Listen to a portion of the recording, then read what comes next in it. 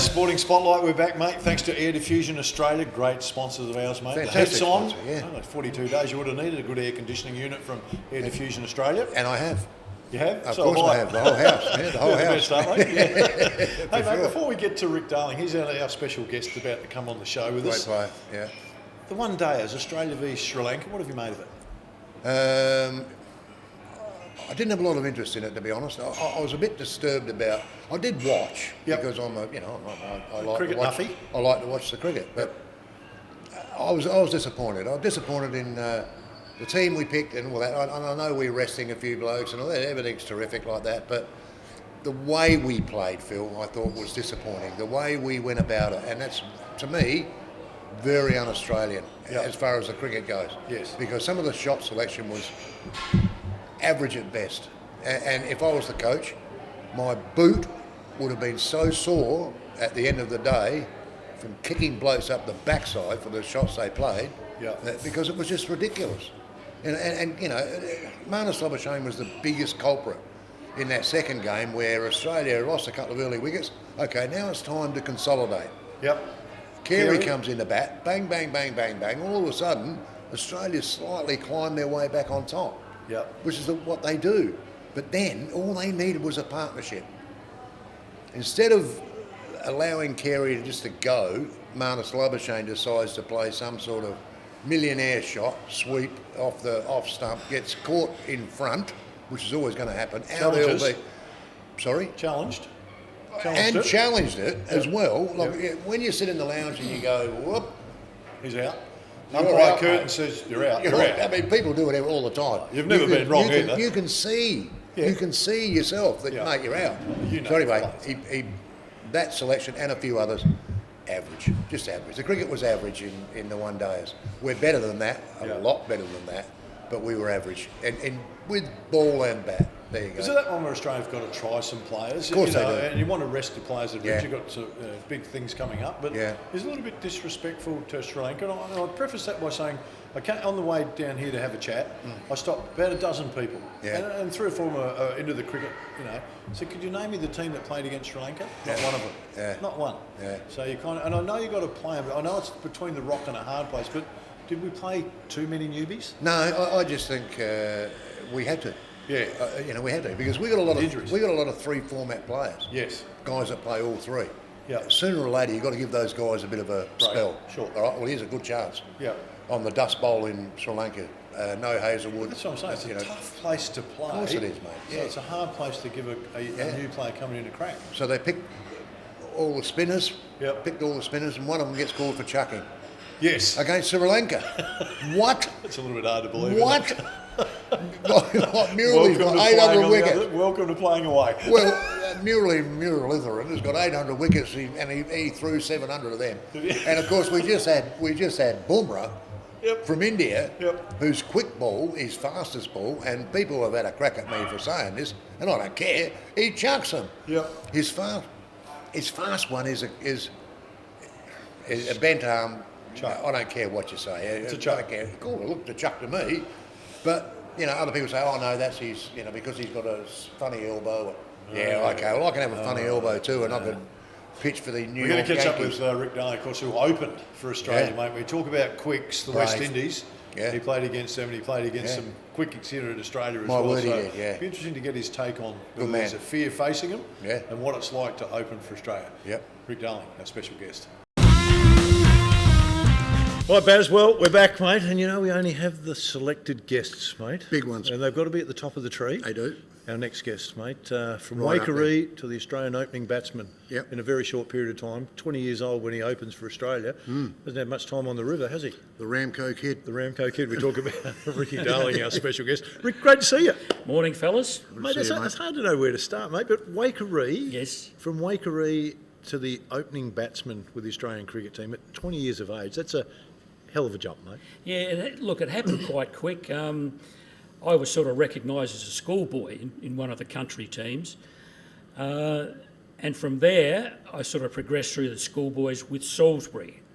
All right, from there it was D grade, C grade, B grade, A grade in a very short period.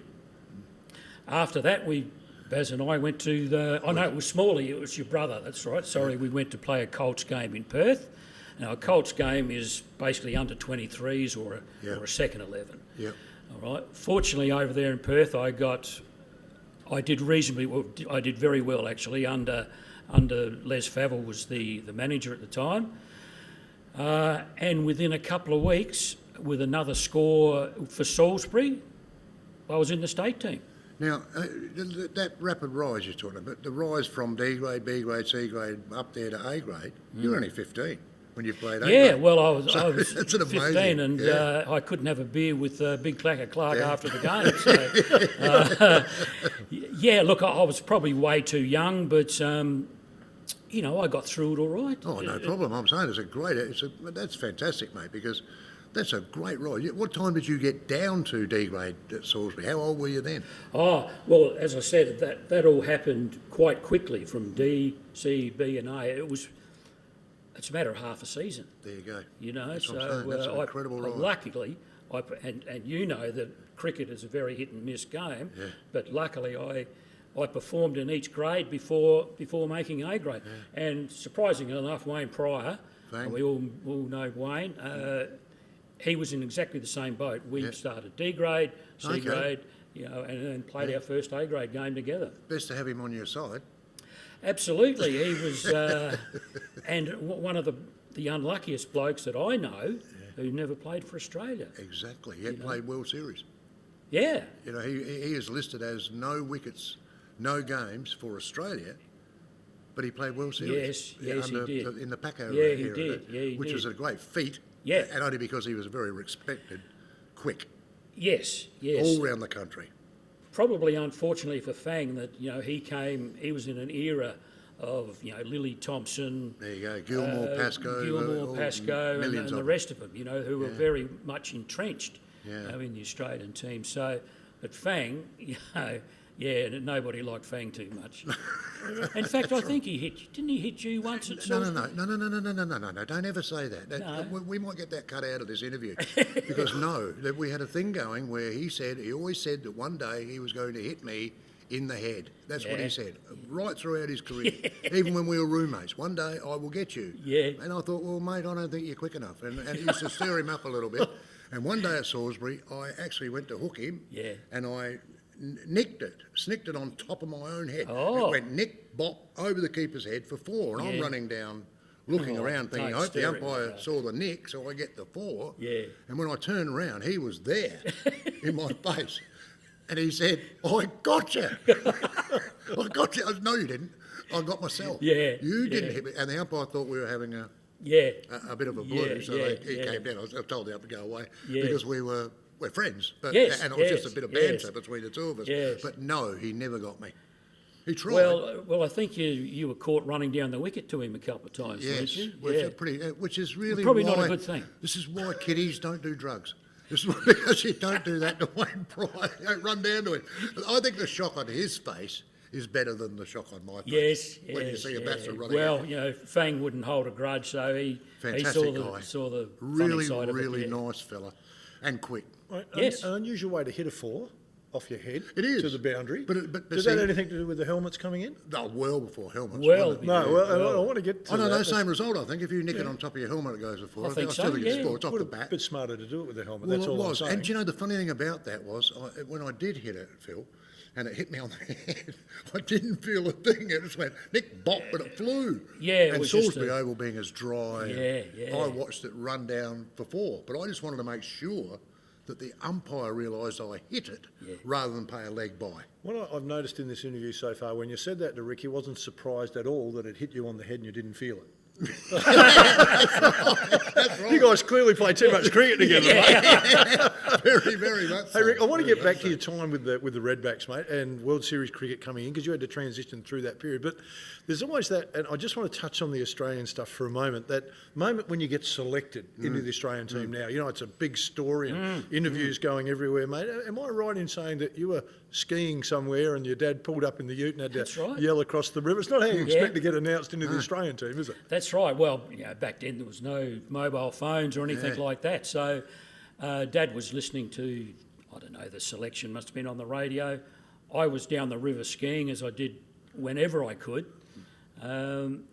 Next minute I see this cloud of dust coming down the river track, skidding to a halt, and Dad calling out across the river, "Get over here quick! Get over here quick!" So nobody would take me in their boat, so I swam the river, and then he told me the good news. And then those days you didn't have a week to prepare; it was about 2 days. So I had to pack my bags, get back to Adelaide, and go and meet everybody basically. So it was a busy couple of days. Because that first test you played was in Adelaide. Luckily. That's correct. Yeah, against India. Against India, and fortunately I did all right. I got a half century in both digs.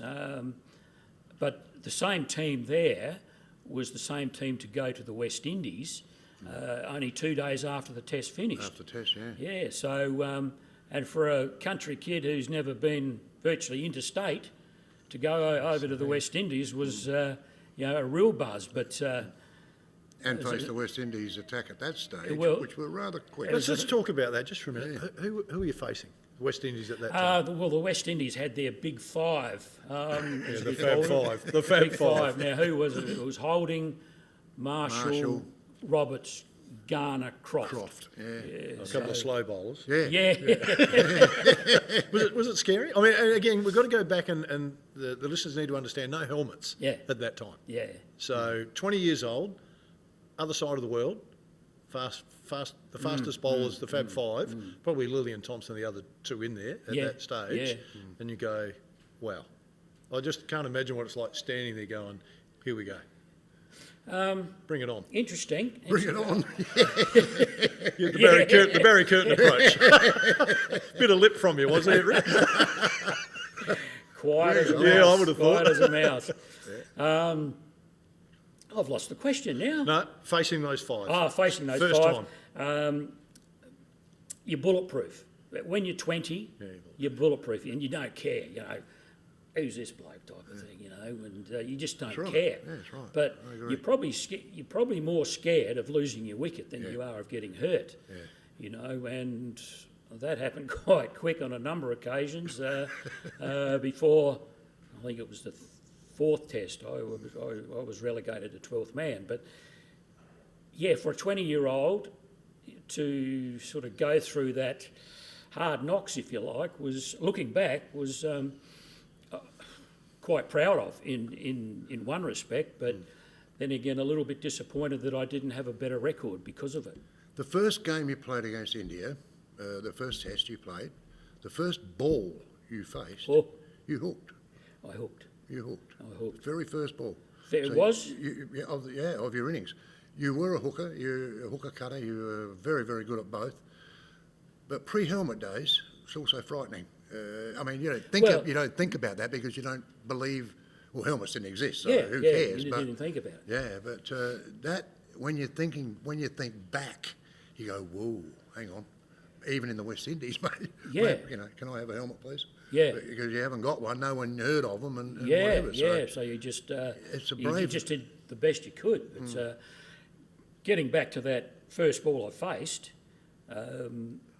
It was quite. I was very, very lucky. I hit the top edge, skied it down the fine leg, and fortunately the fine leg fieldsman ran the wrong way. Yeah, didn't like the ball. Yeah, it was funny because you turned around running the single, and there he is looking around, but he went the wrong way. Now, if he went the other way, it could have been. The end. Well, it could have been the end. Not only for that innings, would have knocked you about a bit, destroyed my confidence, whatever, and so you have a bit of luck in the game. Oh, you've got to have a bit of luck, especially as an opening batsman, mate. I've always said, and Phil, I believe this truly, that cricket, as a top order player, say 1 to 4, is the hardest game in the world to play, purely because, and you might think there's other games that are harder and whatever, because you only get one hit. Yep. You only get one chance. If you nick the first ball you face, you're gone. You're up there. At baseball, they'll throw you a couple more. The best players in the world. Steve Smith went through that phase, didn't he? Where he'd out first ball and go. It's a tough. So you want to be down the middle order a bit, don't you? That's not quite as bad there. I think Greg Chappell 7 ducks in a row. Yes. probably. Greg Chappell, one of the best players in the world. I was in that It's just rooms tough. when he, when he came in for his seventh duck, if you like. It wasn't a happy place to be. But it's a tough gig, and that's why I say even today with the helmets, I don't care. Look at the recent Test matches we just had against India when you got Bumrah bowling on a track that's doing everything. Yeah. So these blokes have got helmets and chest guards and arm guards and leg guards, everything. That's everything. right. It's still a difficult thing to do, isn't it, with the new ball? Because there's one with your name on it. That's the big thing, isn't it? Yeah, and as you said, you've really got one chance. And being an opening batsman, as you know, playing down at Port or for the state, you might get a nick first ball of the first Saturday. Yeah, good boy. And you're sitting around all that Saturday. You'll field the next Saturday. Yeah, and then you might field the first Saturday. That's right. Of the next game, so there could be a month before you get a hit. Yeah. So this is where, when you cash in, you got to cash in. Exactly. I read about you before we came, not in this book, mate, because this book's a beauty, and we'll talk about that in a bit of time. But is there a time when you're the opener when you start to feel a bit more comfortable? Like, how many overs in do you feel like I'm starting to feel okay now? That the first over obviously is the one where I can just get through that. Just is it second, just a third? drop down to short leg and Go. come on. Yeah. Although in your career you used to have to drop one down there and call Graham Wood, who's the worst runner in the history of the game. Sorry, Graham, if you're listening. But you were known, both of you, as the kamikaze kids. Yes. Now, that's our openers, Just to mate. get run out. Yes. That's the Australian openers. But sorry, before we get to the Australian openers and we dump on Woody, what over do you reckon you start to go? It I'm varies. comfortable. It varies a hell of a lot. Look, it does. You could start to feel comfortable, on a really hot day, which I like to bat in. Really hot. You might get your eye in, as the old saying goes. Yeah. You might get your eye in after 1-2 overs. Okay. Next week, things are different. For what reason, I don't know. Yeah. It could take you 30, 30 runs before you feel comfortable. Yeah. Another time it may be 70 until you know, and you know what it's like when you get your eye and you can do anything. Yeah. You can do anything, and that is a great feeling. It is a great feeling. Once you go, once you're setting away, you don't feel like there's a bowler out there that can get you. And no matter who they are, it doesn't matter. Once a batsman gets that in his head, then you've got to work hard to get him out. Yeah. So I read an article about you playing against England, and that the captain of England said that we know we can win the game when we get Rick out early. It was you. His comment was that we can win the series, and can we win this, we know once we get Darling out, they 2, 3, 4 tumbled really quickly after that. Oh shit, that's a good rap. See, Rick was a sort of player though, and the reason probably why he would have So they said targeted that. That's what I'm saying. It was a target for them to do it. Yeah. No, I didn't know that, but that's good to know. But the reason that would be, and the reason why that English player would say that, was that if they bowled a short ball outside the off stump first ball of the day, he did it for 4. Yeah. He's not a let it goer. He's not going to go like that and let it go. Yeah. If he sees it there, it's gone. Yeah. Which is, I think, is the problem in today's game with our openers. You need one there that will hit the ball for 4 if it's a loose ball, not let it go through to the keeper. So what I'm saying is, he gets the team away to a start. There it is. So that's my point. So there's not just the pressure of getting a score, there's a pressure of getting the team away as well, isn't there? Yeah, that's right. But when you're 20, 21, you never thought about that. You never thought about the blokes coming in behind you. You just wanted to get yours. Get yours and basically have a good time. Exactly. As I said, when you're 30 or 32, things are a little bit different because there's not much left. Yeah. But when you're 20, everything's a party. Bulletproof, and it was a party. well, for some of us, it was a party. India, West Indies, England, Pakistan, all different styles of cricket?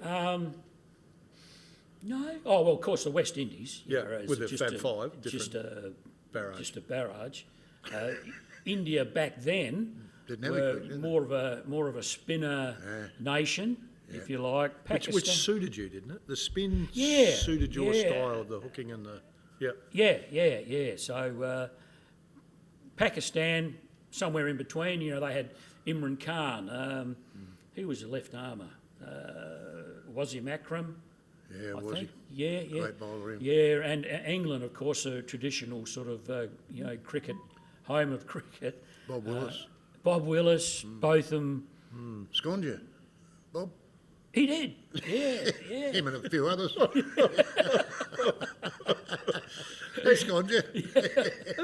When I get the steel plate out of my head, I can... I'll let you know that. Talk about the sconning, mate. A lot of the cricketers I talk to talk about the helmet coming in. It was great. Obviously, it didn't work too well for you, mate, because it came straight through and got you in the eye.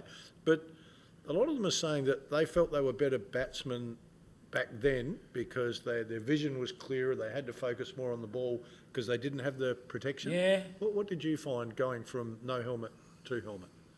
Or do you subscribe to that they were better? Not a great deal of difference, I didn't think. You felt more confident, I suppose. And as it became mainstream, you didn't want to not play with it. Yeah. So there was a bit of a period where it took a while to get used to it. Yeah. So you'd probably remember down the nets at Adelaide Oval, I'd be fielding in slips, with the helmet on, just to sort of, get a feel of it. Just feel the helmet on that. I couldn't wear it. They're heavy. No, you Couldn't didn't. wear it. You didn't. No, I but never wore it. once you do get used to it, that's it. You cannot Can't go play back. without it. Yeah, I just found it cumbersome and awkward and peripheral. Yeah, I don't know, yeah, just yeah. felt to me uncomfortable. Easier to hit a four without it. Easy to knock them on your head and go for four. Yeah, is that why Oh, there's nothing much there? Just be a little bit careful. Vic. You really had an argument this morning, I know that. We have, yes, we So have. for you, mate, there was a time you got sconed a fair bit. Yes. And there was the nasty one. Yes. That got you through the helmet, Yes. in the eye, and then I saw an interview with you and Barry one time where you said that was the moment where you thought, I'm starting to lose my nerve a little bit. Is that... Absolutely. And who was that? Was Maguire, wasn't John it? Maguire in a Queensland. state game. And you know how sometimes you just get a ball that, out of the blue, it's like a... Just flies. From nowhere. Yeah. Well, I got to... Obviously, I was trying to hook. I got about there, and bang, hit me right in the... between the visor and the peak of the helmet. And that finished my season. And that was early in the season. That finished my season. And that was the end of it for me. I was only 27, 28, and I just didn't want to be there anymore. Which is astonishing. I don't mind admitting to it. I lost my nerve. I lost my nerve, and I was a bad influence on my teammates around me because I was quite negative about the game. They still picked me for another 2 or 3 or maybe 4 years after that. Knowing that knowing personally that you didn't really want to be there. Yeah, but I had nothing else. I didn't have a career outside cricket. So I just put up with it for another 3 years until obviously the selectors make the decision and say, well, I wasn't performing, and you won't if your heart's not in it. Bad scores and bad attitude. See you later. But you got it a few times, mate, didn't you? I mean, it wasn't just the Maguire one, but that was the one that sort of set you off. That set you off. But you had a couple of beauties, really, really good sculling jobs. But also, you were a funny bloke. You got hurt one day trying to crawl under the Adelaide Oval fence as well to stop a ball. You did a few things where you got yourself injured. Hitting the head. You remember the time I think you were sliding to field the ball. Sliding to field. And that was a pretty nasty one too. That wasn't good. I like to think that I pioneered that slide into the fence, if you like. I think you were talking about Brisbane, actually, where I slid under the fence and got my foot caught in the... That's it. In the mesh, the pickets and all that. Pickets and whatever. Sure. So, But the head hits were the ones, weren't they, in the end, because Maguire was the one that sort of sealed the deal. And as you say, I had plenty before that, but nothing nothing. That you worried about, nothing, because it was part of the game. Yeah. Which is amazing, isn't it? Because, you know, it only takes one really bad one. And what happened there, Rick? Because you spent about a week in hospital. Yeah, that's right. With Maguire one? Yes, Ooh, and they didn't know that I'd regain the sight of my eye. Wow. But then after that, once I got my feet back on the ground, so to speak, they did a few tests, and my eye still doesn't react to light the way it should. Right. You know how the eye opens and shuts. Yeah, sure. Wow. So that finished me in a number of ways. So It's unbelievable. A lot of athletes now, a lot of footballers, we're seeing in the NFL, the concussion rule, and they're all concerned about the impacts it's had over their career. For you, any impacts from getting sconed a few times, other than the eye? Yeah, Yep. yeah. There's I've got a truckload of pills I take every day because of this. What do they call it? Post-traumatic epilepsy. Right. You know, which is a concussion type injury that many concussion injuries over a period of time. So, yes, I'm on the fair bit of medication to People don't know keep that, me, do they? you know, to keep me sort of on the straight and narrow. People don't realise that. You know, that's the thing about... What are they, is it a bruising of the brain? Is that what it is? Or there's blood that's... What are they... Look, I don't know what they called it, but, you know, I had 10 stitches. There is a name they did give the injury, but Sore eye. something like... Dr. Curtin. That makes me feel a lot better. Yeah, you would think it was something complicated. Dear. No, tough gig, mate. Like I say, opening a bat, I don't care what anyone says, you know. Yeah. I don't like people who get on social media because one of the openers nicks one off the first ball or second ball, I guess, and they're on the say, what's he doing? You know, I feel like saying, mate, put the pads on. Yeah. Out you go. Have a crack Mr. at it. Bumrah, away you go. That's You know, have a crack at that. Yeah. The other one I read with interest, Rick, that most people don't know you for, because most people talk about opening batsmen and the scoring and the hooking. There was an article by Ian Chappell, who we all rate, and I know you played for Chappelli, and just a phenomenal cricket mind and player. But he said one of the things he felt that people didn't recognise with you was your fielding. Yeah, You're an brilliant outstanding fielder. Brilliant. In fact, there was when you won the Sheffield Shield, I think he said that you and David Hooks were the two that were largely responsible for the win with your fielding, not with the bat. You know, both outstanding batsmen. And you go, well, there's the, you know, it just doesn't get mentioned much. Funny how the flashy stuff overrides the stuff that sometimes is the core of winning the game. Brilliant fielder. Sort of getting back to Hooksy, we virtually came into the team together, if you like. Hooksy was maybe a game or two before me. Sorry, I've lost my train of thought. I was going to say you're similar personalities, because Hooks was quiet, didn't like chatting, and didn't have much lip, mate. So you and him would have been. He was a great mate. He loved the lip. And I could see the two of you. I was just thinking I've got the picture in my mind. You're down one end, and the guy's chatting away to you, and there's no response. And as soon as Hook's down there, mate, he's just giving it to him. So, which he would have given enough for you and him. And he did that from. You know, it's a bit like this new opening batsman for Australia. Constance. Hang on, mate. Pull your head in, mate. When you play 30 tests, then you can start mouthing off. Hooksy didn't worry about that. He was mouthing off to the big boys right from day one. But that's Hooksy, you know. He couldn't. That was him, right? Yeah.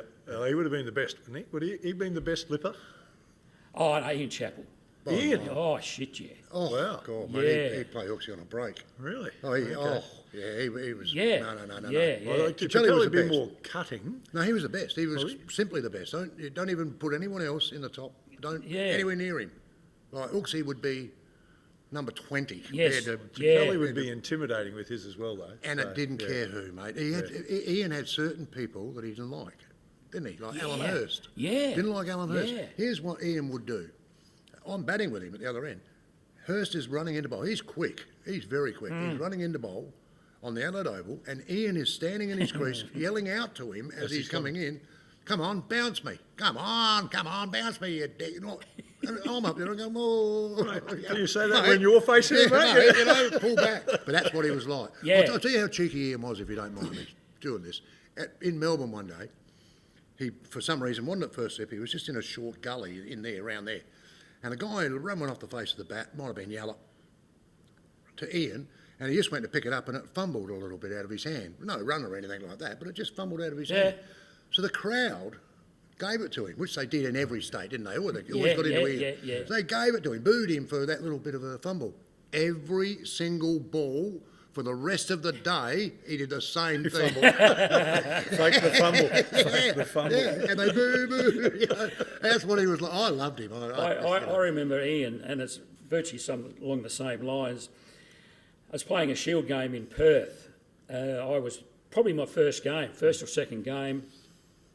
Lily's bowling, with the Fremantle doctor. Ian's up the non-striker's end, and I'm facing Lily, and every ball was here, and I'm getting top edges, and I hit a couple for 6 off the edge, whatever. But Ian would then front Lily and say, "Come on, you idiot! He's only a boy. Give it to him a bit harder." And I'm going, "Boy, yeah, that's right. That's right." Oh, and I'll never forget that. And it made me fantastic to bat with. Made me a bit of a man, quick smart. Yeah. One day in Queensland, here we go. But Ian again, and Greg Chappell is bowling, and Ian's at the non-strikers, and Greg's hit me up just below the hip, like it was ridiculous. And he's just done this big appeal because in Queensland, if Greg appeals, the umps, So he's had this big appeal, massive appeal, and he's on his hands and knees turning the umpire like that.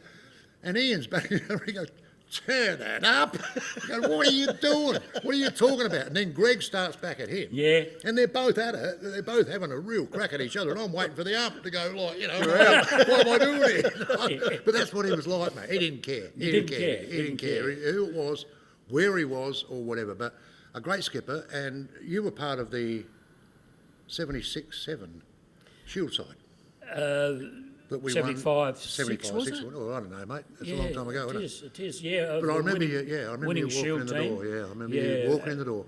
And as I said, Hooksy came in about, I reckon, November, and I played in about January started. That's right. But that's right. We then went on the Eastern States tour, as Bazz, as you know. It's you can put on a bit of weight on that if you're 12 one of the man. Great tours. Yeah. So and Hooksy and I contributed with the bat. Yeah. Yep. In our first season, we won a Sheffield Shield, which was fantastic, wasn't it? Hasn't been too many since. Well, 81 you won. 81, 82 I was there. Yeah. And I think until the 90s again, late 90s maybe. Mid 90s when I was a selector. So not too many blokes around, I reckon, couldn't hang their hat on 3 Sheffield Shields living.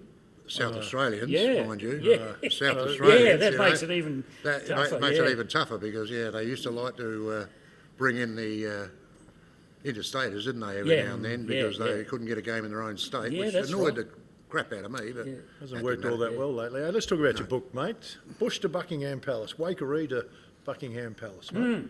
Actually, we'll confirm that. Ramco. Does anybody know Ramco? Ramco, I do. Yeah. That's up near the Ramco pub. Yep. Yeah. The Ramco post office. Post office. There you go, okay, mate. no There's got to be a pub in post office. No. There is no pub in There's Ramco. a pub a bit further on, mate. But that's where I grew up, in Ramco, which is it's part of Waikerie, really. Yep. Yeah. Fantastic childhood. So that's where the bush comes from, and Buckingham Palace is probably not where I finished up, but the two different. Yeah. Absolutely. So that's the bush to Buckingham Palace, and it's a good read too, Rick. It's a good read. If for people who want to know the ins of a player's feelings and what it's a great read. Yeah, well, it's more, and it says here, crazy adventures of a fun-loving Test cricketer, and that's what it is. There's no scores in it. There's no who was your favourite player, who was your fastest bowler. None of that sort of stuff. Yeah. It's all the funny times we had, and they've all got cartoons. I think that's the part of the book, isn't it? You're not talking about the best players or cricket. You're talking about the camaraderie with your mates. Absolutely. Yeah. Absolutely. And the things you used to get up to, it's just. You wouldn't be able to do those now? No, I don't think, because Mobile phones might get you. yeah, that's true. Well, I'll give you one example here, mate. When we played in Queensland, if you were in the field day one, you're in the field all day, you would come into the rooms after the game and there's a little 5-gallon keg tapped and ready to go for you. Ah. You know, so I don't think that'd happen today. No. Might be a little tub of Gatorade, eh? And all the hangers on and us a skinny can, latte for someone. Yeah, skinny latte. Or whatever they call the And a damn multi-million-dollar contract. Hey, can you remember your first match payment? Can you remember what your first match payment was? Yeah, now Bazz could relate to This this. will be interesting. Better not be more than me.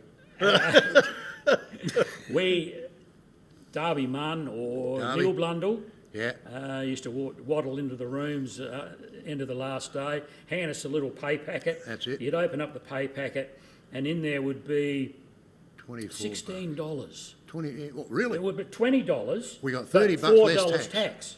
Oh, well, so I got more. Oh, I shouldn't be. Ooh. Well, we got $30 less tax, which was $24. That's my first pay. Thereabouts, Yeah. thereabouts. But then we had to give $1, remember, to Bob McDonald, the roomie? That's right. Yeah, he would make $12 a day. Yeah. And we would make Looking after the room. we made $6. The funny one that you brought up when I last spoke with you was about the gatekeeper at the Northern End. He got paid more than the players. Yeah. The gatekeeper. The gatekeeper. Yeah. That was really So funny. it's only wasn't it? changed Yeah. a little bit then. That was funny. It's, yeah. we were born in the wrong era, I think, Bazz. But Well, I think after the strike, we got a little bit more cash, didn't we? I think we did. We scored some more and cash. sponsorship started to come into it, Yeah. And then Packer. and then Packer, of course. Yeah. So we started that. Ian started that in SA by going on the strike. He did. That's because he used to say to me so many times on the ground, look at the crowd. Have a look at the crowd. I go, yeah, because we used to get great crowds. Yeah. Where's the money? Where's the money go? Yeah. He said, doesn't go to you, doesn't go to me. So who gets it? So I just go, whatever. But when you think about it, you think these people are paying to come into the gate. They're not coming in to pay to watch the administrators. They're coming in to watch the players. The players are the ones who... And that was Ian's big thing. And I think that was the catalyst for... Probably was. ahead of his time, mate, if you look at Live Golf and all that. That's how Live Golf got it's into the same it. thing. Play the Same players, thing, mate. mate. So the door's opened up big now. It has, yeah. Funny story in this book, mate, so the people who'd buy it don't have to finish the story. Give us one that people would go, I need to read that book now to see what ends up. Is there one that comes into that springs into your mind? I'll have to read the book again. I think when I was A quick skim. and as Buckingham Palace, we went there as a team. Yep. To meet the Queen and Princess Anne. Now, this is not part of the funny story, but the next time, fortunately enough, we got invited back to Buckingham Palace 3 or 4 years later when I was over there playing in the leagues. Top hat and tails. I go to the toilet. This is out in the big grounds of Buckingham Palace. And, I'm there doing my stuff and somebody's tapped me on the shoulder, and I turned around and there's a attendant with a brush brushing down the back of the suit. And then before I left, he said, "Can I have your top hat?" So I take the top hat off and he wipes the inside liner of the top hat. So that's the sort of little things that the normal bloke wouldn't. No. Well, the top hat and tails would have been a regular part of your wardrobe at Ramco too, wouldn't it? You'd have had a lot of and top thongs. hats. Around the thongs, mate. Wow. There's a lot of little stories like that. It's worth a read, mate. But if I can just tell you where it came from, I was doing jury duty 4 or 5, maybe 6 years ago. And thanks for letting me off too, mate. I appreciate it. It's still under... Oh, is it? Oh, sorry. Under investigation. You thought it was just the one charge, did you? I was doing jury duty, and if you've ever done jury duty, there's a lot of sitting around, waiting to be called, blah, blah, blah. So I was just doodling away, on a bit of paper, how you draw crosses or arrows or stars, and just farting around. Before long, after doing this, somehow I wrote the words Les Favell. Now, why would I be thinking of Les Favell, when I'm just scratching around on a bit of paper? Now, Les has been dead for 30 years, and we had the utmost respect for him.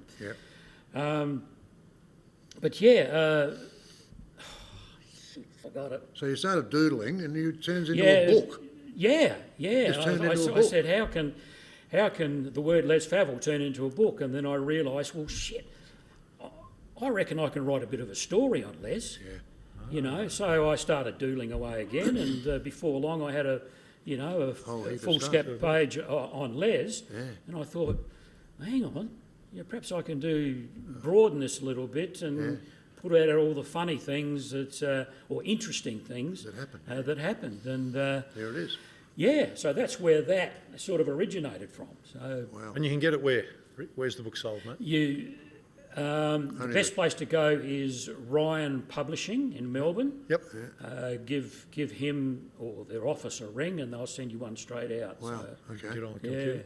Well, mate, we'd like to finish up with some quick fire questions, mate. So you don't have to think too much. First one, mate. Worst teammate you had to room with? Peter Sleep. Sounder. Fastest bowler you had to face? Wayne Daniel. Wayne Daniel. Yeah. Okay. Best ground you played on? Adelaide Oval. By Street. Yeah. They say that, don't they? By Street. Mate. Everyone loves it. Don't worry about it. Yeah. Favourite movie? Capricorn 1. Worst administrator? Don't want to name one? No, I better not. No. we like to give everyone a question they can't answer. There's a few of them. There is a few of them, but I think they've all gone to God, haven't they? So, All right, I'll leave you with that. Favourite sport outside of cricket? If you didn't play cricket, what would have you played? What would you like to have tennis. played? Yeah? Okay. Favourite tennis player? Nadal. Favourite sports person? Got a couple? Ian Chappell, maybe? Yeah. You're would have talking multiple sports? Any sport you like. Yeah. He would have been up there with me as well. Ian Botham, maybe, as a competitor. Gee, those two go well together. Yeah, they get on well. We've been Both thinking about getting them in for a bit of axe throwing at each other. Put the cutlery away. Favourite meal? Chicken schnitzel. Chicken schnitzel. Well done, mate. So do I. Yeah, chicken schnitzel. Well played. Rick Darling was our special guest. You need to get this book. It is an absolute beauty. Different to others. He didn't have to bag anyone to get people to buy it. And it's a great story about a great bloke who's got some great memories playing the terrific game of cricket. Thanks for your time, Rick. Good on Thanks, you, Rick. guys. Pleasure. Good on you, mate.